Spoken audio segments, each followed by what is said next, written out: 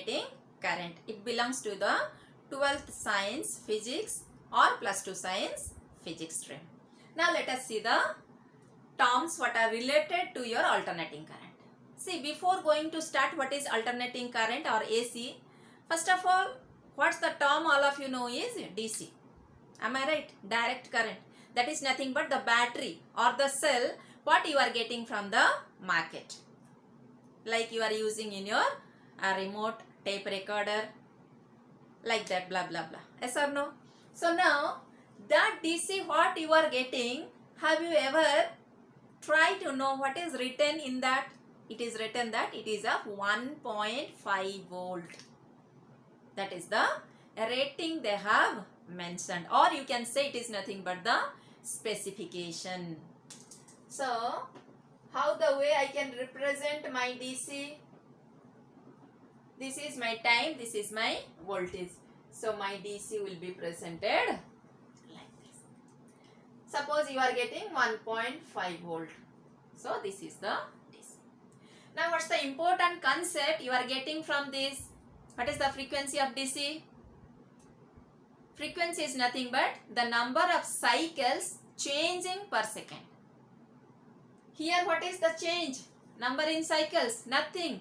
0, cyber. So what you will write the frequency? F equal to 0 Hertz. Clear? Similarly, coming from the DC to AC, it's easy to define. How the way? The current which changes with respect to time. That is called as alternating current.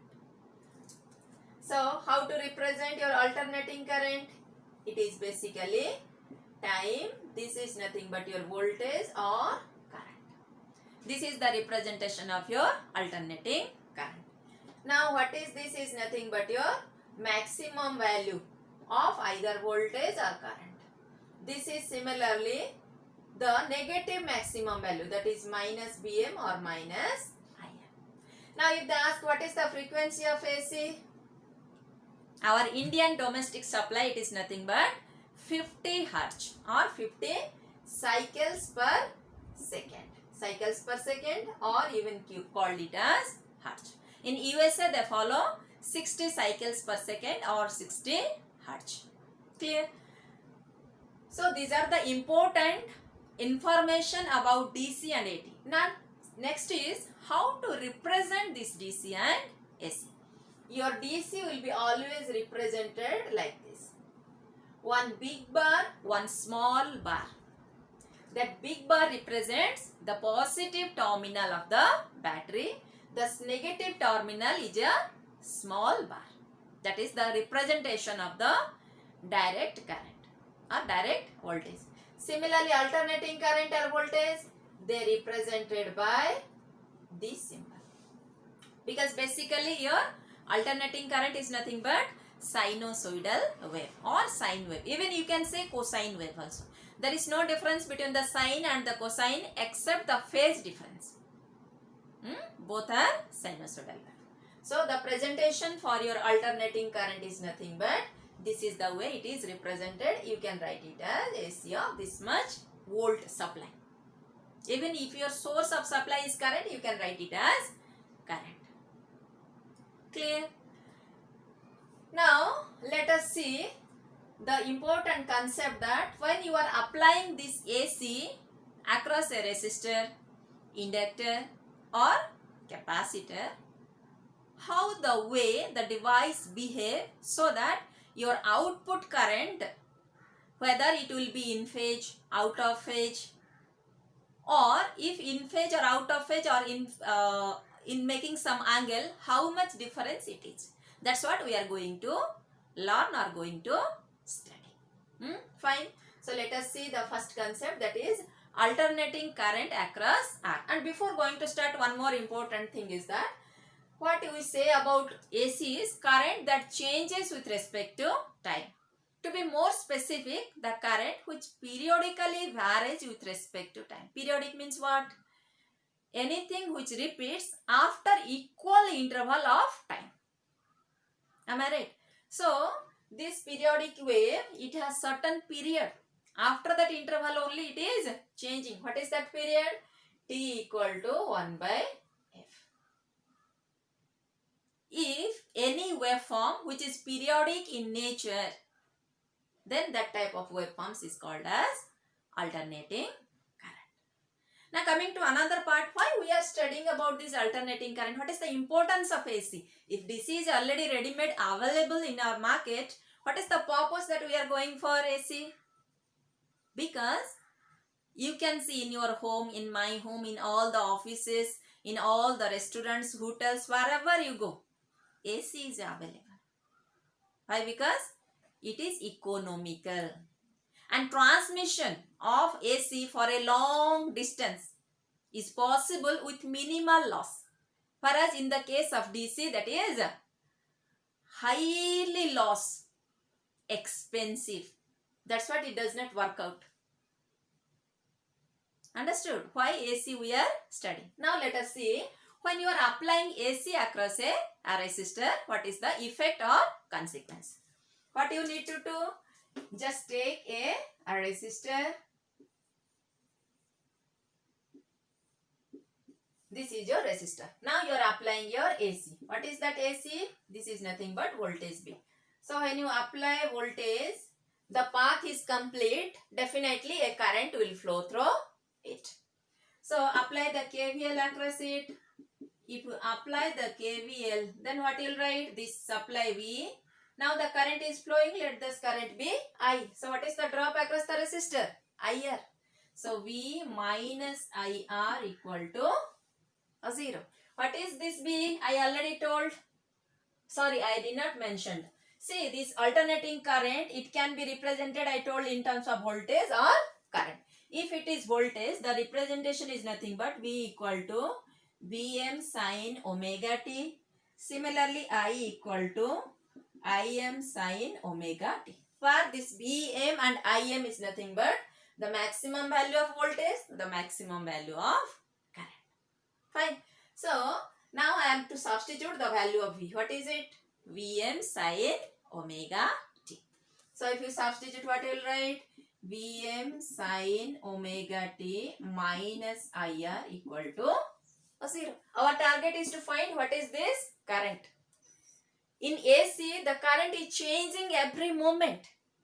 So, what's the current we got? That is nothing but called as instantaneous current. That's what small I notation you are using. So, I equal to Vm sin omega t divided by R.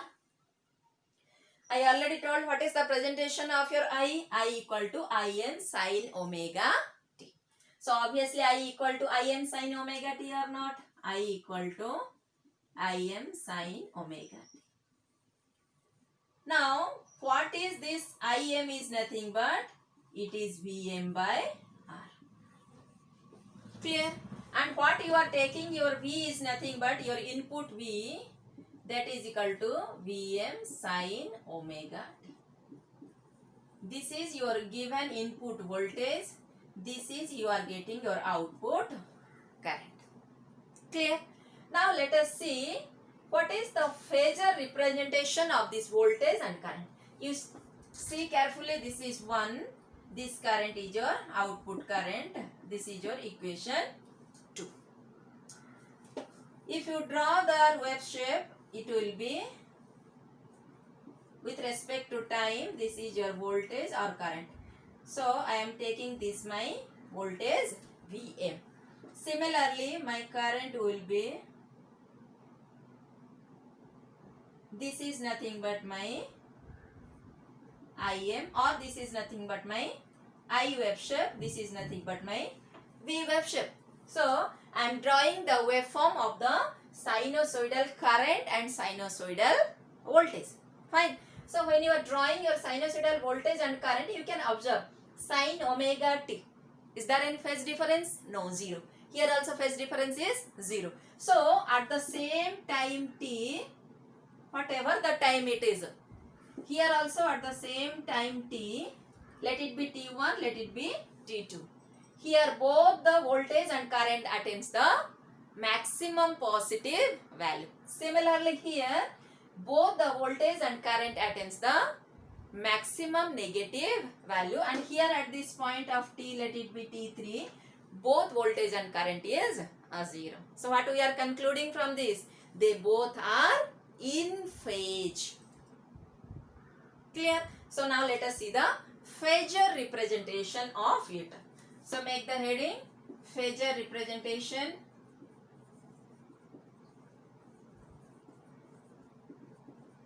So how to represent this voltage and current? In your textbook they have given that like this, they are extending the line and they are seeing this is as the current and this as the voltage.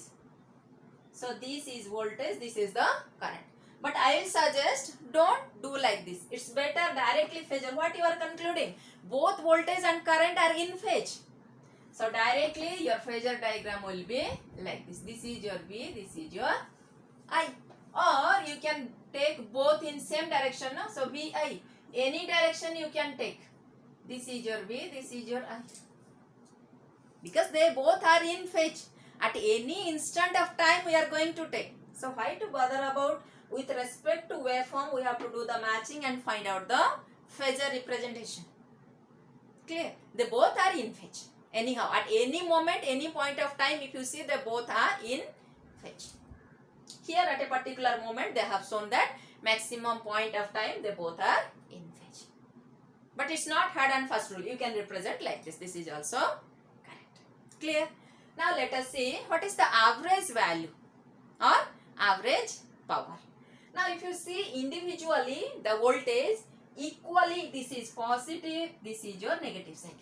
So positive, negative cancel. What is the average voltage? 0. What is average current? 0. But average power? No, that is not 0. Let us see how it is. Now make the heading average power. So P average. What is P average? You know the formula. P equal to I square R. Yes or no? So what you will write? I square R. So what is your I equal to Im sin omega t? So what you will write? Im sin omega t. So I square sin square omega t R. Can I write it as Im square R sin square omega t? Again it is Im square by R sin square omega t. Can you write it as 1 minus cos 2 omega t by 2? Trigonometric substitution. So 1 minus cos 2 omega t by 2. This I am writing in this symbol. This symbol indicates is nothing but your average value. Even if you write P and give on that one line, that indicates also it is the average value. So it is nothing but finding average. So I am taking my other terms outside. Im square by R. Now what you are finding? 1 by 2 minus cos 2 omega t. Sorry, this is 1 only. Im square by 2 minus cos 2 omega t. Im square R by. This is the two terms we are going to see the average. The average value of cos 2 omega t is nothing but 0. You can check with your integration. 0 to t limit cos 2 omega t dt. If you do the integration for the whole cycle or whole period or time interval or time duration t, you will find that the average of this equal to 0. Clear? So once this, so what is left now? This is nothing but Im square R by 2. What it is? P bar. P bar is nothing but the meaning of P average, its power. So what? Im square R by 2.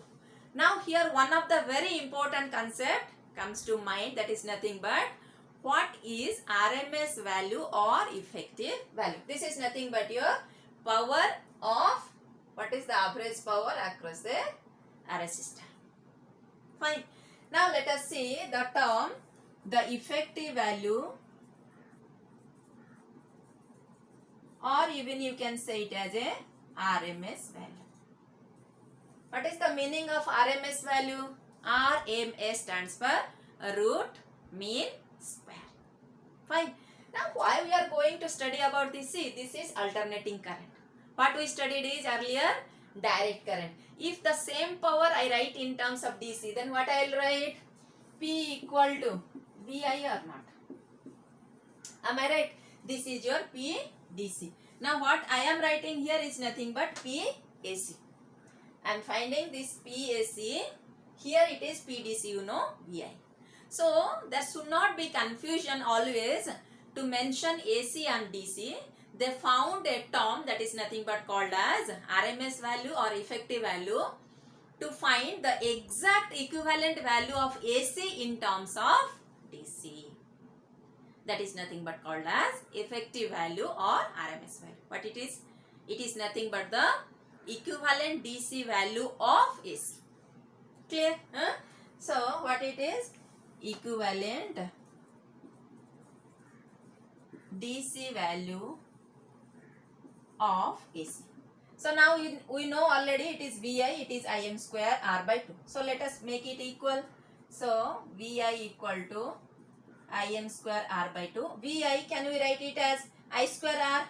P also VI. Also it is I square R or not? I am taking it as I square R. R get cancelled. This is nothing but my I. So IDC. So IDC equal to, now this square root we want to remove. So take the root. What you will write? Im by R. So now see the relationship between the DC and AC. What is your DC? IDC is nothing but Im, that is maximum value by R root. 1 by root is nothing but 0.707. Even you can write it as I equal to 0.707 I. Clear? So if you are writing in DC P equal to VI, in terms of AC what you will write? Now V, similarly IDC equal to Im by 2. So what is VDC? Vm by root 2. If IDC is Im by root 2, similarly VDC also Vm by root 2. So if you substitute, what you will write? Now this is PDC. Now same in terms of AC, if you write, it is Vm by root 2, I equal to Im by root 2. Now in such a case, PDC is equal to PAC. In such a case, PDC is equal to PAC. Now you know the importance of RMS value or your effective value. Clear to all of you? Now let us see the next concept, that is nothing but AC across the inductor and AC across the capacitor. In my next video, I will upload about it. Okay students, take care. Bye bye.